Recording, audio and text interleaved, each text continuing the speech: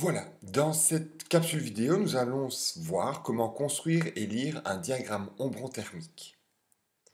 Alors, un diagramme ombron-thermique, c'est quoi? C'est donc un diagramme qui permet de mettre en avant les données climatiques d'une région ou d'une ville ou d'un village. Ici, en l'occurrence, nous avons un diagramme ombron-thermique sur les Ardennes belges. Alors, vous voyez que ce diagramme ombron-thermique est composé de différentes informations. Vous avez d'abord les bâtonnets qui représentent les précipitations en millimètres.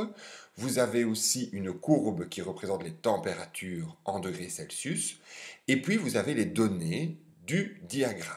Alors, les premières données que l'on peut voir, c'est ici en dessous, nous avons les mois. Donc janvier, février, mars, avril, mai, juin, juillet, août, septembre, octobre, novembre et décembre.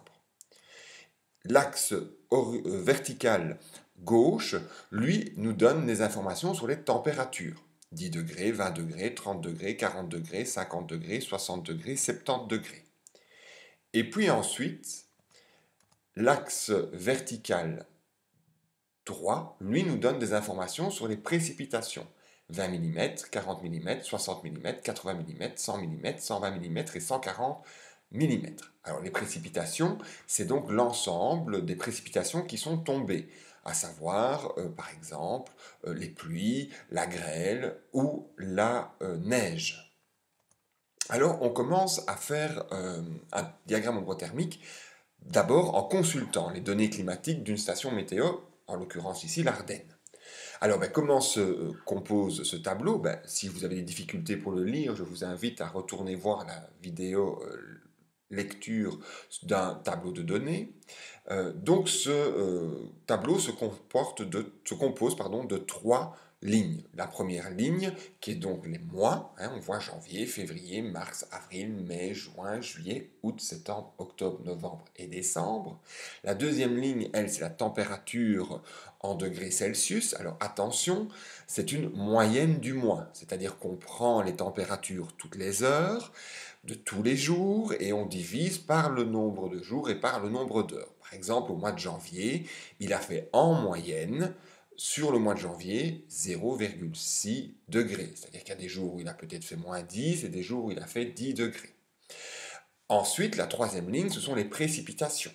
Donc là, on voit de nouveau que ce sont des moyennes, c'est un total des précipitations sur le mois. Ce n'est pas une moyenne ici. C'est différent. Donc on additionne toutes les précipitations qui sont tombées sur un mois et donc on dit, ben voilà, au mois de janvier, il est tombé 127 mm de précipitations.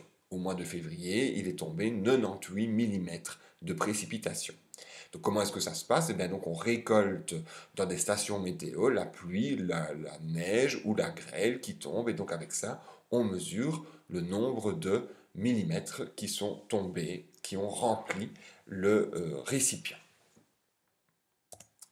Alors, donc, pour pouvoir faire un diagramme ombro-thermique, eh bien, il faut d'abord le tracer. Alors, évidemment, on trace d'abord l'axe horizontal en mettant donc les différents mois.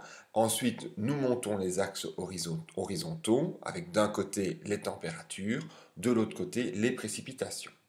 Attention, si vous regardez bien, eh bien, une température est toujours égale à deux précipitations.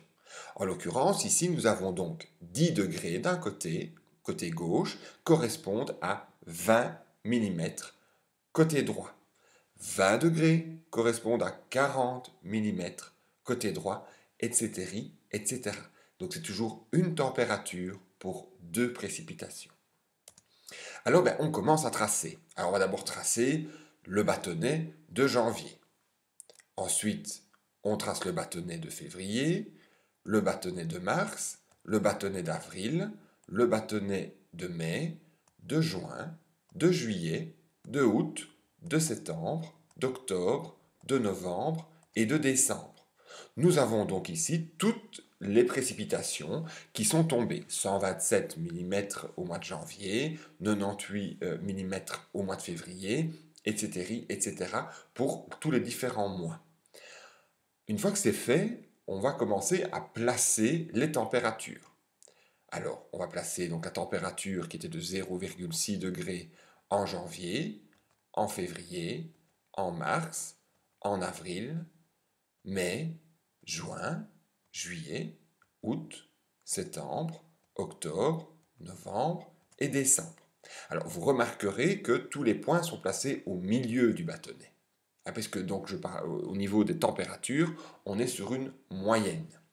Une fois que ça c'est fait, on relie à la main, pas à la latte, parce que c'est une courbe de température, les différents points. Et on obtient de la sorte le diagramme ombrothermique des Ardennes belges.